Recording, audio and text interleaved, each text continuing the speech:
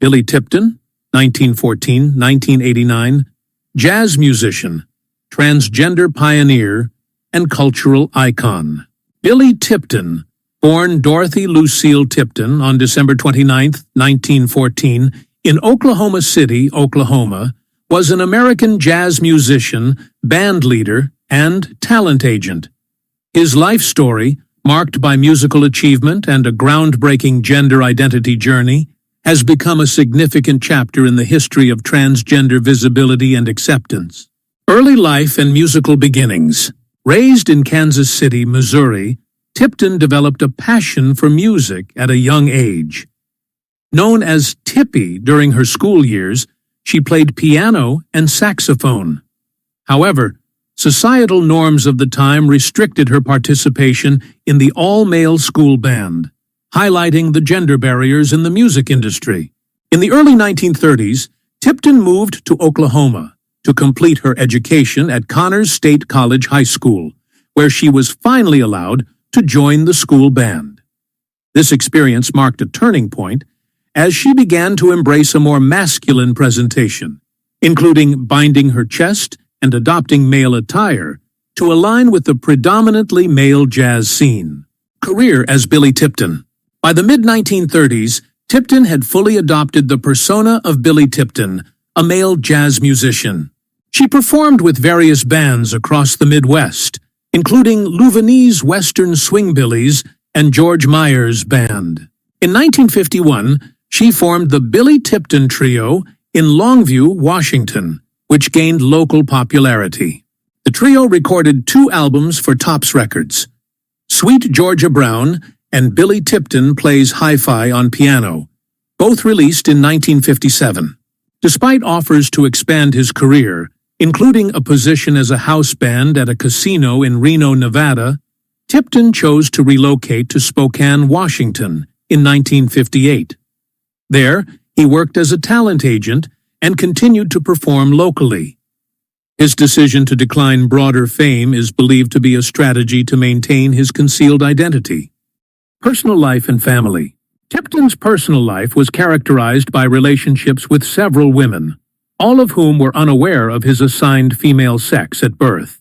He fabricated stories about past injuries to explain the absence of certain physical characteristics. In 1961, Tipton and his partner, Kathleen Kitty Kelly, adopted 3 sons. Their family life in Spokane was relatively private, with Tipton's true gender identity remaining undisclosed. Death and posthumous revelation. On January 21, 1989, Tipton died at the age of 74. Paramedics discovered his assigned female sex at birth during attempts to revive him, a revelation that shocked his family and friends. The ensuing media frenzy sensationalized his death, with tabloids and mainstream outlets focusing on his gender identity rather than his musical legacy. Legacy and cultural impact. Tipton's life and posthumous revelation sparked widespread discussions about gender identity and the challenges faced by transgender individuals. In 1998, Diane Wood Middlebrook published a biography, Suits Me, The Double Life of Billy Tipton, which, while detailing Tipton's life, faced criticism for its portrayal of his gender identity. In 2020, the documentary film No Ordinary Man, directed by Aisling Chin Yi and Chase Joint, re-examined Tipton's life through a contemporary lens. Conclusion. Billy Tipton's story is one of artistic achievement and personal courage. His decision to live as a man in a society that offered few avenues for transgender individuals in the mid-20th century was a testament to his resilience and desire to pursue his passion for music. Today, Tipton is remembered not only for his contributions to jazz, but also as a trailblazer in the fight for transgender visibility and rights.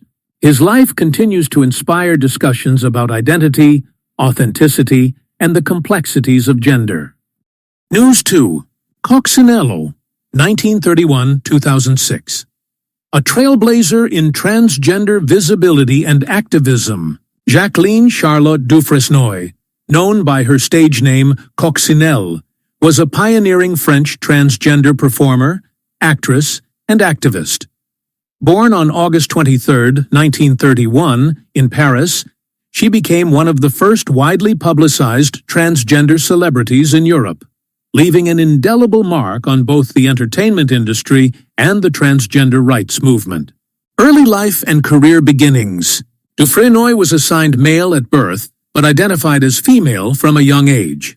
She adopted the nickname Coccinelle, French for ladybug, after wearing a red dress with black polka dots to a fancy dress party. This name would later become her stage persona. In 1953, she made her stage debut at Madame Arthur, a cabaret in Paris, performing a song from the film Premier Rendezvous. Her talent and stage presence quickly captivated audiences, leading to regular performances at Le Carrousel de Paris, a renowned nightclub known for featuring transgender performers. Gender affirmation surgery and media sensation. In 1958, Dufresnoy traveled to Casablanca to undergo gender-affirming surgery performed by Dr. Georges Bourreau. She later recalled, "Dr. Bourreau rectified the mistake nature had made, and I became a real woman, on the inside as well as the outside.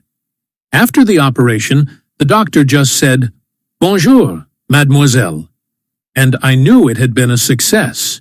Her return to France after the surgery was met with widespread media attention, making her a trailblazer in transgender visibility. Rise to stardom. Following her surgery, Coccinelle's career flourished. In 1963, she headlined the revue Cherchez la Femme at the Olympia in Paris, which ran for 7 months and solidified her status as a major star. She also appeared in several films, including Europa di Notte, 1959, Los Viciosos, 1962, and Días de Viejo Color, 1968, showcasing her versatility as a performer. Her glamorous image and performances drew comparisons to sex symbols like Marilyn Monroe and Brigitte Bardot, further cementing her place in entertainment history. Personal life and marriages. In 1960, Coccinelle married French journalist Francis Bonnet in a Catholic ceremony, becoming the first transgender person in France to have her marriage officially recognized by the government and the church. The marriage was later dissolved in 1962. She then married Paraguayan dancer Mario Costa in 1963, who passed away in 1977. In 1996, she married fellow transgender activist Thierry Wilson. Advocacy and later life. Beyond her entertainment career, Coccinelle was a passionate advocate for transgender rights. She founded the organization Devenir Femme, to become woman, which provided support for individuals seeking gender-affirming surgery. She also helped establish the Center for Aid, Research, and Information for Transsexuality and Gender Identity, furthering her commitment to the transgender community. In 1987, Coccinelle published her autobiography, Coccinelle par Coccinelle, detailing her experiences and journey. Death and legacy. Coccinelle passed away on October 9, 2006, in Marseille, France, following a stroke earlier that year. Her legacy lives on as a trailblazer who broke barriers in both the entertainment industry and the fight for transgender rights.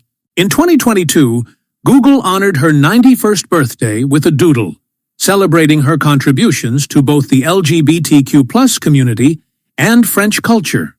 Conclusion. Coccinelle's life and career exemplify the power of authenticity and the importance of representation.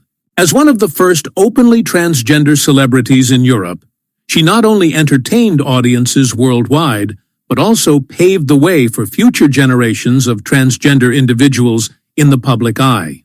Her advocacy and visibility continue to inspire and remind us of the ongoing journey toward equality and acceptance. News 3. Jan Morris, 1926-2020, A Life of Words, History, and Identity. Jan Morris, born James Humphrey. Morris, on October 2, 1926, in Clevedon, Somerset, England, was a Welsh historian, travel writer, and essayist whose literary legacy spans over 7 decades. Renowned for her eloquent prose and profound insights, Morris's work traversed the realms of history, culture, and personal identity. Her journey from a celebrated male journalist to one of the most prominent transgender women in the world marked a significant chapter in both literary and LGBTQ+ history. Early life and military service. Raised in a family with a Welsh father and an English mother, Morris developed an early interest in history and literature. At 17, she enlisted in the British Army during World War II, serving as an intelligence officer in Italy and Palestine. After the war, she studied English at Christ Church College, Oxford, before embarking on a career in journalism. Journalistic achievements. Morris's journalistic career gained prominence in 1953 when she accompanied the British expedition to Mount Everest. As the only journalist on the team, she reported the successful ascent of Sir Edmund Hillary and Tenzing Norgay, delivering the news to the Times in a coded message that coincided with Queen Elizabeth II's coronation. Her subsequent reporting on the Suez Crisis in 1956 revealed French involvement, further solidifying her reputation as a formidable foreign correspondent. Transition and conundrum. In 1972, at the age of 45, Morris underwent gender-affirming surgery in Casablanca, Morocco, transitioning from James to Jan. She chronicled this deeply personal journey in her 1974 memoir, Conundrum, which became a seminal work in transgender literature. The book offered an intimate exploration of gender identity, challenging societal norms and providing insight into the complexities of transition. Literary contributions. Morris's literary oeuvre encompasses over 40 books, including the acclaimed Pax Britannica trilogy, which delves into the history of the British Empire. Her 1960 book Venice is considered a classic, offering a lyrical and personal account of the city. Other notable works include Trieste and the Meaning of Nowhere, Hong Kong, and Last Letters from Havre, a novel shortlisted for the Booker Prize in 1985. Later, Life and Legacy. Morris continued to write prolifically into her later years, with her final book, Thinking Again, published in 2020. She remained married to her wife Elizabeth, whom she had married in 1949. Although they were legally required to divorce following her transition, they later entered into a civil partnership in 2008. Morris passed away on November 20, 2020, at the age of 94 in Pwllheli, Wales. Conclusion. Jan Morris's life and work have left an indelible mark on literature and the understanding of gender identity. Through her eloquent storytelling and historical insights, she illuminated the complexities of human experience, offering readers a window into the diverse tapestry of the world. Her legacy endures, inspiring future generations to explore, understand, and embrace the multifaceted nature of identity and history.